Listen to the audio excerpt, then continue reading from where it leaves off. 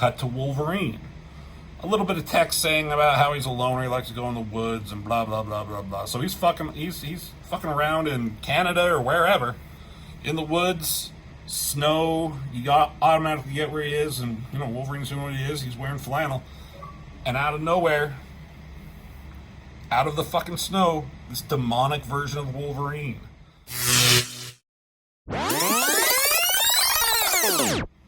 Hey everyone, welcome back to Norton Man Reviews, and we are going to be taking a look at Infinity War, the comic book, the sequel series to Infinity Gauntlet. Nothing at all, and I mean absolutely nothing at all like Infinity War the movie. For obvious reasons, movies can never translate directly from comics, right? You have to change things. My brother Robert, on his channel, he did the Infinity Gauntlet storyline, and I have that as well, but maybe I'll do that at some later time. But if you're interested in learning about the Infinity Gauntlet, which takes place before this, go to my brother Rob's channel, search through his videos. He did all 6 of them. He did a great job. This was a sequel to that. I think this came out in around 1992. I was 10 years old at the time.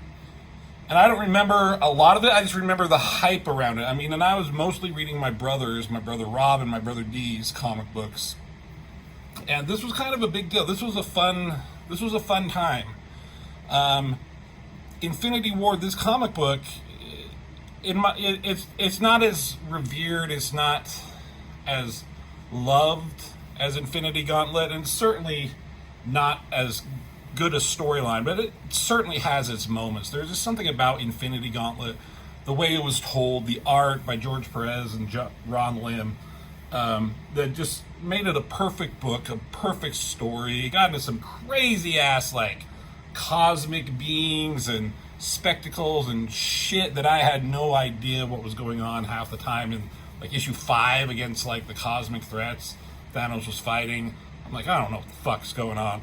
But when it involved all of Earth's heroes, X-Men, Avengers, etc., that was when it was kind of fun. Like that issue number 4 of Infinity Gauntlet, where Thanos with the Infinity Gauntlet fought all Earth's defenders. That was one of the best comic books of all time that I've ever read. This doesn't have anything like that, but it has some like fun, interesting points. Now, this is the collection. I don't have the individual issues. I'm been collecting trade paperbacks for whatever reasons. This collects all 6 issues of the Infinity War, plus then it had some stuff from Warlock in the Infinity Watch and a few Marvel Comics Presents. Just shit that you kind of don't care about. And it's like, why was that necessary? Just give me the 6 issues and put all the rest in something different. There's a bunch of tie-ins at the time. But I think we're just going to look at the 6 issues here, and starting with issue 1 here. So yeah, there's Infinity Gauntlet. That's such a good cover. I recreated this cover in a drawing. Maybe I'll try and throw it up here. Blink. With MCU characters when Infinity War was coming out, and I tried to, put them in here as much as I could, but didn't do it justice, I'm sure. But what was cool, so this is the cover of issue number 1, and from what I remember, it was not just a double page spread, but it was 3 pages. Like you would open it up, and then you would open it up again, and have this like 3-page spread. So like you can tell here, issue number 1 goes about right there. So on the cover, front and center, you got Wolverine, you got Cap, you got Spider-Man, you got Adam Warlock, Mr. Fantastic. Then you go over here, see Thor, Storm, Thanos up here. Here's Magus, we'll talk about him, Cyclops, Hulk. Should we do a roll call of all these characters? Here we go. Hulk, Beast, I'm not going to do that. There's so many, and I could probably name most of them. I think there are some in Alpha Flight and New Warriors back here. Some of these guys that I probably don't really know. Like, I recognize them, but I'm like, I don't know. Don't care either. But this is a cool cover, and so when we get into it, I think it's Jim Starlin who wrote this, and Ron Lim did all the interiors, and he did all the covers. And that is a fucking massive undertaking. As I was just flipping through this, there are so many pages of just littered with characters, so many. It must have been a chore to draw all these. Fun, I bet. You know, you get to like draw all of the like most famous characters at the time, just like find a way to put them in. That's kind of a cool thing to do. But Ron Lim, man, he's like underappreciated.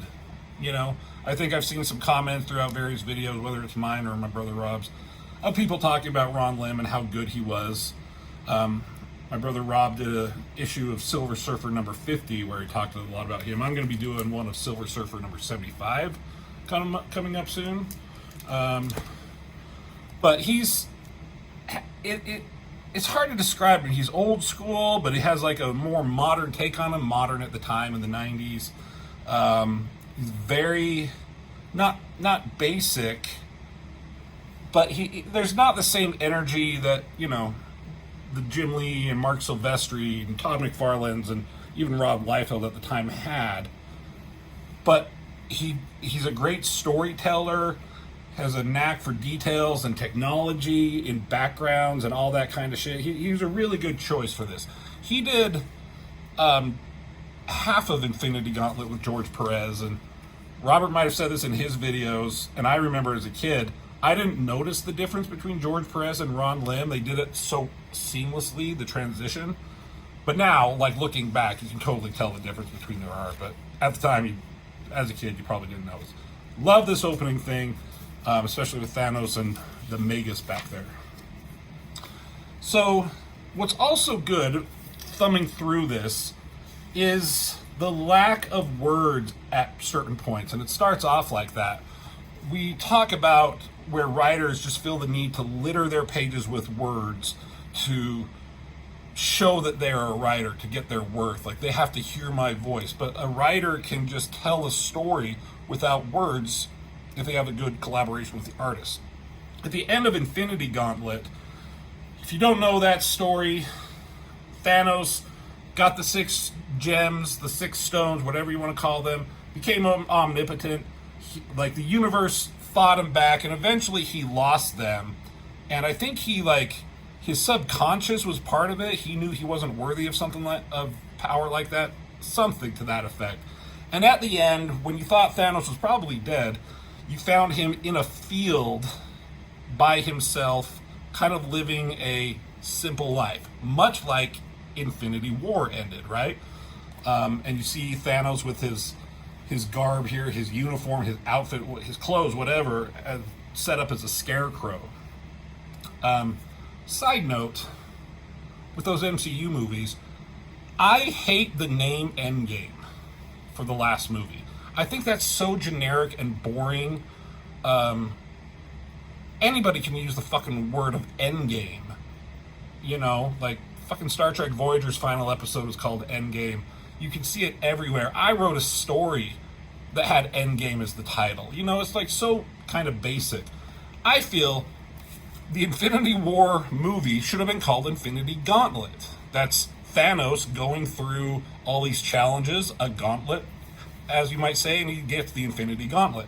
And then the second movie, Endgame, could be called Infinity War, or Avengers Forever, or fucking anything besides Endgame.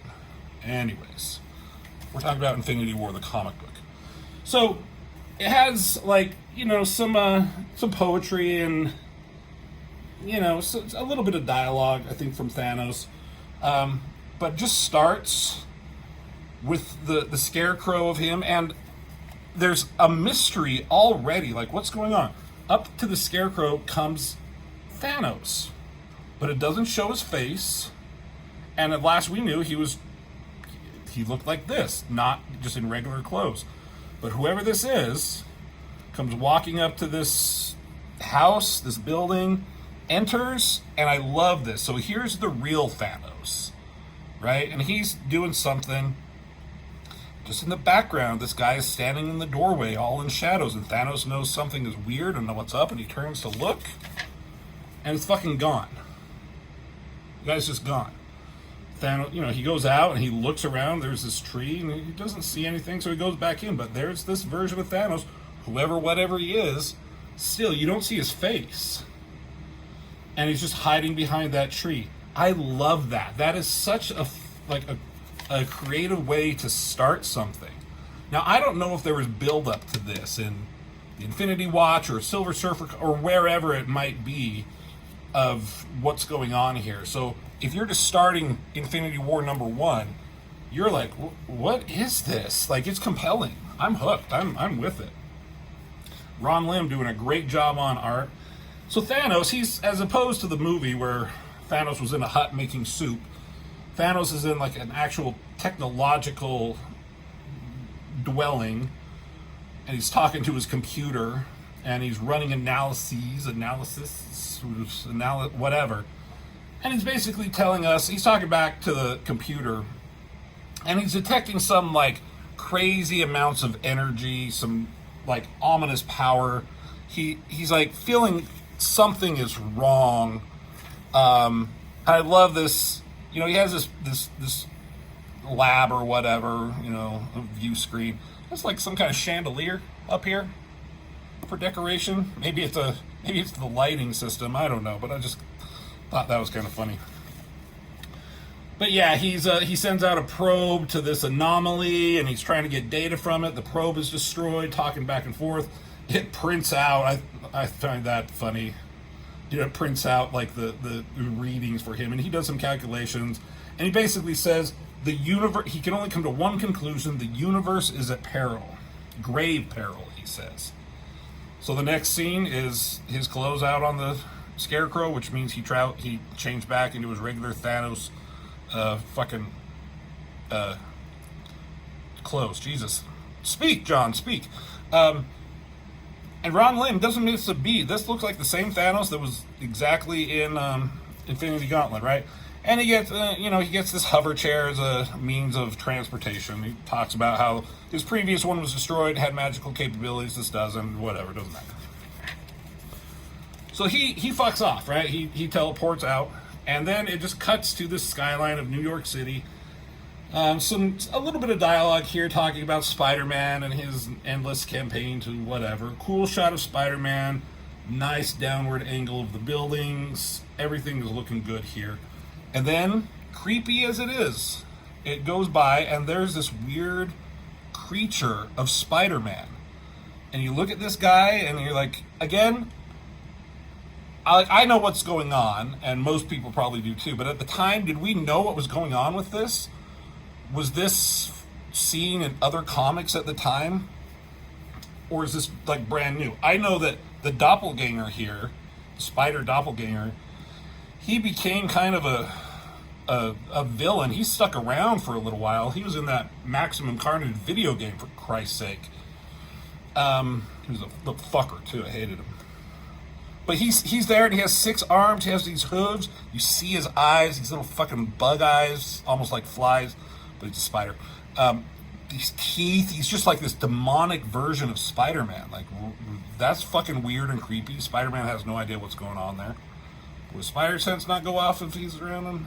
Who cares?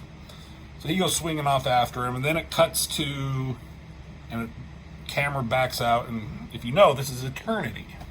The living embodiment of all that is. Here's fucking Galactus. Can't wait to see him in Fantastic Four. I'm very excited. And here's eternity. Now, this is like the universe that we live in, and he is the embodiment of all that, but there's like another dimension that he and the Living Tribunal live out of, and Galactus is powerful enough to go out of that, as are several other cosmic people, cosmic entities. They were all seen.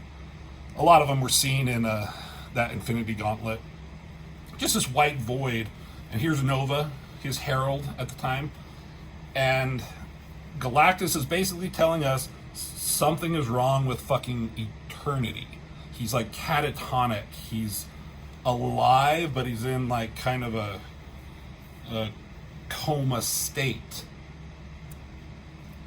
And Galactus is like, that's not fucking cool.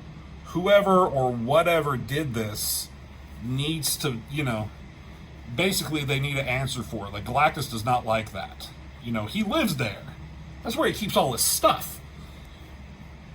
And Galactus says, like, power such as this cannot go unchecked or unchallenged.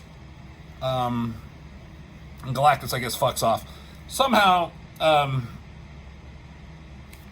what is this? Is this space? I mean, I don't get the space. Anyways, weird cosmic shit. And here's Thanos, and he is able to also come into the same, whatever you call it, I don't know, this white space void. He sees the same thing with fucking Eternity here. He's like, that's not fucking cool. And as he's talking, he's doing like a log entry. But then he notices something, and there's that fucking Thanos that he thought he saw earlier, and it's just gone. And he's like, the abyss, he says. Which he's like, am I going fucking crazy? What was that I just saw? Cut to Iron Man, zooming out, and talks about he had a weekend in Vegas like he would. And then out of nowhere, he gets like tackled from behind. And it looks like it's another weird demonic version of him. But then, that's comes and goes really quick. 4 panels. We're out in space again. Here's Thanos in his little hover chair. And he, again, it's his log report here. And he comes across this shrine. And he's in some other dimension, he says. But he's talking about this shrine, how it has a gravity, it has an atmosphere. And he says that it reminds him of the shrine that he created for Mistress Death in Infinity Gauntlet. Just this kind of castle floating on an asteroid in space kind of a thing. And so he says, I like it. So he's able to land. He takes note that there's no guards, there's no sentries, there's no anybody. He's walking through, kind of marveling at the structure, and then comes across what is powering it, I guess. And he's like, the power to create such a thing and to maintain it like this, for whatever reason, it's such great power. Its power almost is as much as the Infinity Gauntlet. He mentions. We cut to Wolverine. A little bit of text saying about how he's a loner, he likes to go in the woods and blah blah blah blah blah. So he's fucking around in Canada or wherever, in the woods, snow. You automatically get where he is, and Wolverine's doing what he is. He's wearing flannel, and out of nowhere, out of the fucking snow, this demonic version of Wolverine. And we'll talk more about these doppelgängers and the variations. And some are more clever than others. I like that these claws are on his fingers, and it has like the rings on his, not rings, but where his claws come out are reminiscent of like usually how a lot of artists would draw Wolverine, with like those little 3 things, usually on the costume that they come out of. Some people used to draw those things even when he didn't have a glove, until they just like, no, they come out of his skin, jackasses. And we'll see his face, this doppelganger's face, and it reminded me of the Inferno version of Wolverine, specifically the What If X-Men Lost Inferno. Great comic book. Go check out my brother Rob's page for a review on that. He eats babies. Not this guy, but that version. Anyways, so this guy is attacking Wolverine. Cut back to Thanos. Again, talking to his log, marveling at everything that he's seeing. And then he hears a voice behind him, and he turns and looks. He's like, you! And then we cut to, there's a lot of cutting back and forth. And you'd think a lot of times these would be like on pages. Like this whole version of Wolverine being attacked would be 1 page, and this thing of Thanos would be down here. Then we cut to the page, and it would be, this whole thing would be just Thanos. And then this section with Doctor Doom, as we're going to show, would be 1 page. That's how I would do it, but I mean, they're getting through this really fast, but it works, right? Anyways, here's Doctor Doom. And as Galactus and Thanos was figuring out shit is going on, Doctor Doom is also figuring out shit is going on. There's a great power going on. He needs to challenge it. He wants it for himself, whatever. But he doesn't have all the means, and he needs help to get it, is what he's basically saying to himself. Meanwhile, here's Mr. Fantastic, Reed Richards, stretching like he does, stretching his brain around. And he's probably figuring out the same shit that everyone else is, right? It doesn't say that specifically, but he's doing weird calculations. And then behind, this stretchy hand comes at him. And oh my God, what the fuck is this? This demonic version of Reed Richards. Jesus Christ. These two start fighting automatically, and I love the way that Ron Lim does this. They're stretching. He's already hitting him. Like, he sees him. He's in shock. This guy's coming at him, swings and miss. Reed Richards gives him a punch right in his fucking chest there, and you can see it go through. And then they're just stretching and intertwining and going crazy, punching across the face there, just fighting. This hand coming out towards the readers, a really nice touch, grabs this, like, laser or weapon or this gun or whatever, and this other hand grabs his gun. You can tell that the two are fighting over it. They're struggling. But you don't know whose is whose, right? At this point. And then it turns, shoots, aims, fires, and this Reed Richards is up. This one is down for the count. Who came out on top? Cut back to Thanos, and he's folding his arms. He's a badass, this Thanos, and he's like, "Who? Like, oh, I knew it was you. Never thought I'd see you again, but I know it's you." Blah blah blah blah blah. And it's the Magus. Now, I do not know what the Magus is, and they don't really explain who he is in this issue. I think as we go into the next couple of issues, I think here, yeah, they're going to explain more about his background, and we'll get to that when we get to it. But this character, he was around in other comics. And I think as we go, we realize that this is basically the shade or the doppelganger of Adam Warlock, in a weird kind of version of, or weird reason. And we'll get to that reasoning why later. But here's the Magus, and Thanos is like, "I never thought I'd see you or your companion." And, they introduce themselves. And Thanos is like, "I thought you had died." He's like, "Yeah, well, I can't die." And he's like, "And what does this do?" He's like, "Oh, he's just something, a shadow, or your shadow of what is to come." So, I love that Thanos is, like, confronted by this, like, crazy evil and this power. But Thanos is not pissing his pants at all. He's just like, "Oh, hey, it's you. What the fuck are you doing here? I thought you were dead. Who the fuck is this guy?" But they start talking about the power that the Magus has. And I don't know what, like, the Magus's ultimate goal here was with Thanos, if he was trying to convince him to be with, like, join forces with him or not.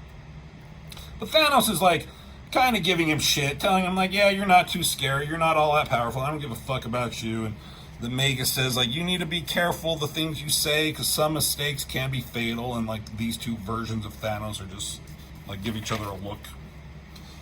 So we go back to Iron Man and going back to Wolverine, and each of them are fighting their battles against this doppelganger. This Iron Man has some crazy fucking spikes going on his head, on his shoulder pads, punching each other there. Wolverine takes a swipe at him. Iron Man gives him a blast from his repulsor rays or whatever. Wolverine gets a hoof to the face. Iron Man fucking uppercuts him. Good job, Iron Man. This crazy demonic version of Wolverine, comes jumping at him. Wolverine's down, but out of nowhere, boom! Claws right in the fucking throat or whatever. Takes that motherfucker out. Meanwhile, demonic version slams down on Iron Man's fist. Head. They're struggling in the air, flying about, and they're plummeting to the ground, and there looks like some oil tanks or whatever on the ground below. They crash. It explodes. Fire erupting. Damn, bro. Out of the fire comes a silhouette, and there's the demonic version of Iron Man, Victorious, the doppelganger, Victorious, as his body is here. Now, is he dead? Is he alive? Don't know. Wolverine taking a look at this dead body of this motherfucker right here, and then out of nowhere, it just kind of dissolves and disappears, and Wolverine just gives a look. No words necessary in any of them. Even with Mr. Fantastic here. The fighting, no words describing the perils of each or whatever. Just this guy comes out of nowhere, they fight, boom, he kills him, the guy disappears, gone. And Wolverine just walks off alone. So we go back to Galactus, and he's trying to figure out who's doing the shit to Eternity. He's figuring stuff out, but he's struggling for whatever reason, and he basically is talking to Nova here and says, there's some mystical boundaries that he can't cross, so he needs help. And she's like, who? And he says, a mage, and in his eyes are the face of Doctor Strange. One lone panel, Spider-Man and his doppelganger, like fucking on a fence, spike, Spider-Man holding his head, like they just went through some shit, and Spider-Man barely came out. I know that there were some Spider-Man issues that intertwined with this, so we probably saw that whole battle in an issue of Spider-Man.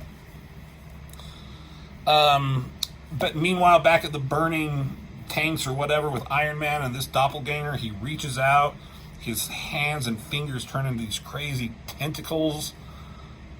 Fucking Asian, like Japanese porn is gonna be a big thing real soon, right? But his whole body turns into tentacles, and he just envelops Iron Man, and they both get enveloped by this. Some kind of cocoon, metamorphosis happens, transformation, and it slithers away, and there's Iron Man. Right? So I think we are led to believe that this version, through this whatever, turned into what regular Iron Man looks like.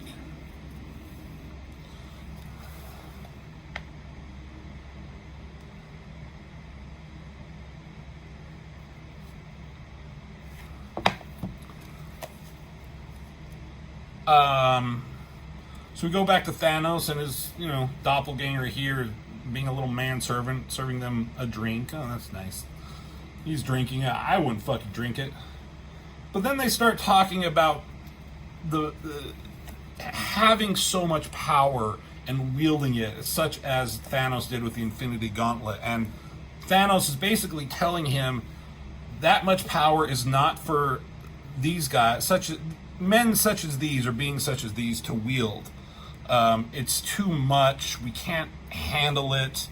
And he kind of came to that realization, and he subconsciously, in Infinity Gauntlet, made it so he lost the Infinity Gauntlet because he knew he wasn't worthy. But then even after that, he had some reflection and all that, and said that, yeah, I didn't deserve it. I don't want to, I'm better off for it. Magus is kind of pissed at this, saying like, oh, you don't think I can do this? You're just kind of a weak guy, Thanos. Just talking shit. He's evil. You can tell. Look at that fucking face. Look at that smirk on his goddamn face.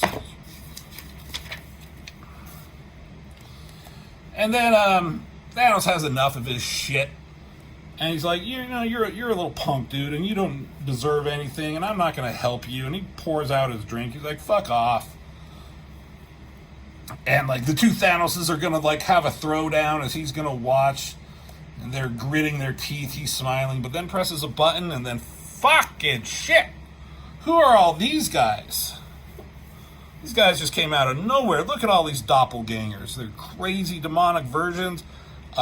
This is where you can get in some kind of fun stuff. You got Captain America here with like the razor, sharp fucking shield here. You got Cyclops with the one eye. Hulk is bald. Some of these guys just look the same, just with the fucking crazy teeth. fun stuff, right? To see the variations of all these heroes. But they're like, oh, we're going to fuck you up, Thanos. And then Magus just says, please tell Adam that I'm coming, won't you? Clicks a button, and Thanos is gone, and Magus laughs. Thanos is out by himself in space, and he's kind of talking about, he played this masterfully. All my instruments are like wiped clean. All my records are gone, so I can't find him again. But he's like, he probably knows that I will find him again. And he's talking about like the threat that he shows here is too much for Thanos to take on his own. So he needs allies, and he disappears. And then these guys, he's like, oh, the coordinates are exactly where you predicted that he's going. So he knows that he's going to Adam Warlock, and he has this, evil grin. So here's Vision, the white, completely white version of Vision that I think we're going to see soon in live action. I mean, we saw him in WandaVision, but we'll see more of him in Vision Quest. It's coming out, right? Anyways, he comes to Avengers Tower. He's coming through, like, nice little continuity there. And here's Reed Richards, and he's like doing a call to all the teams, and it goes through all these different teams, and he basically gives the same speech to everyone, but it cycles through them. So there's the Avengers, and he's saying, I found something like crazy. There's a threat coming. I'm holding a meeting. Everyone needs to attend. So you got the Avengers. You got the X-Men. They're playing cards or whatever back here. You got the New Warriors for some reason. Don't know who that is. That's Firestar, Namorita, Nova, and Speedball, right? And he's like, he talks about how this power threat rivals the Infinity Gauntlet. So this is an all hands on deck kind of thing. And Speedball's like, Infinity what? Like, he doesn't know what's going on. And that's kind of a running gag through this whole book. Whenever, like, they're talking and they say something, like, complicated, Speedball's like, wait, what? Just in the background. So there's Avengers West Coast. X-Factor, and Alpha Flight. Like, yeah, I don't know who this Spider-Man looking motherfucker is. I don't know who is that Guardian? Is that... I don't know. I don't know. Sasquatch there. Puck. And, some of them were like, can you give us any details now? And they're like, no, it's best to do it, in person. And they're like, okay, very well. Little thing I noticed that I liked is the different variations of all these screens are different for almost each one. This one is like big and it's kind of tilting backwards. This one is tilting forward a little bit. This one is curved. This one is curved. This one is curved the other way, varying sizes. But I don't know if they did this on purpose, but the Avengers and the Avengers West Coast one are both big tilted backwards. So it just seems like it's the same technology that they're using, which makes sense since they're both Avengers. Whether they did that on purpose, I don't know. So here we go. We got Doctor Strange. He's doing some fucking studying or meditating or some shit, and then he realized something coming, and an explosion.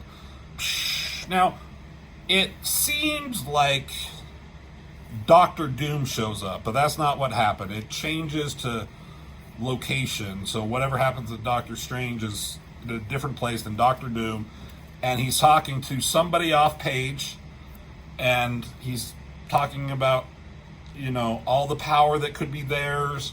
The evidence that I've sent you should be sufficient to know that I'm telling the truth. And this guy is like, yeah, but it's dangerous to put the two of us together. Yes, but it's worth it. He talks about these power singularities, that there are 5 of them. He talks about 5 specifically. He says 1 is enough to conquer the universe.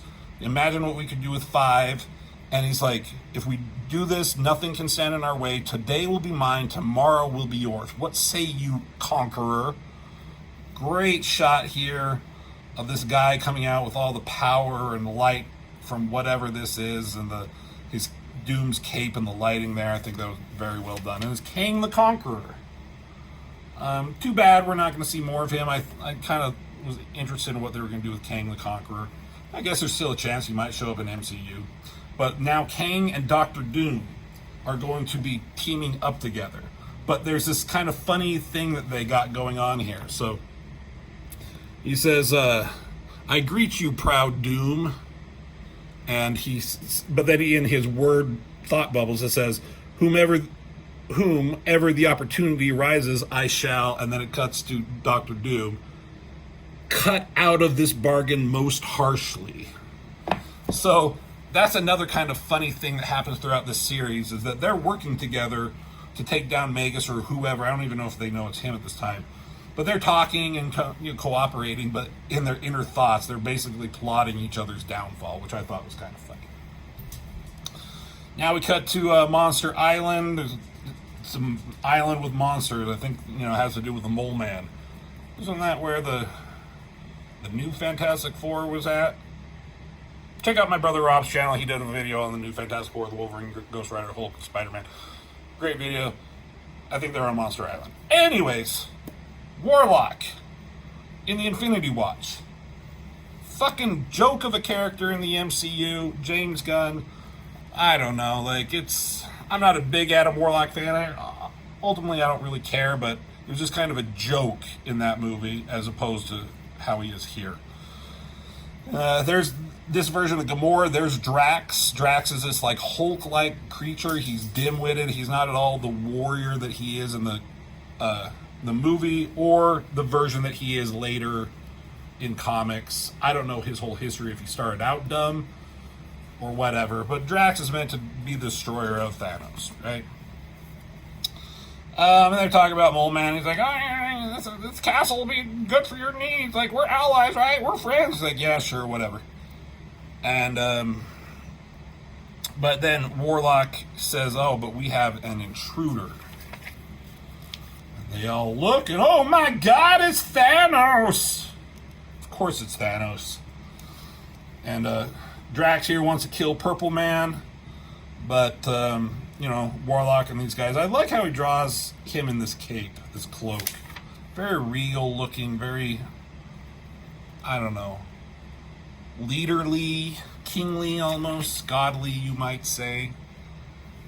But he says, why are you here? What do you seek, Titan? And I love this just final image, this big image of Thanos. And all it says is, your aid. Come for you to help. For your help.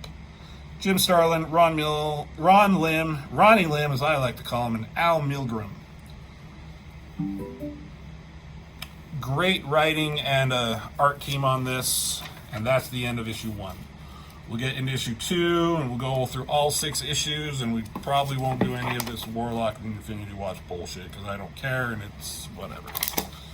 So there it is. Infinity War. I've been wanting to do this for a little while, and I finally just dug it out, and let's do Infinity War. So give the video a like. I really appreciate it. Share, subscribe, do all that. And hope you enjoyed the video. And as always, I will see you in the next video.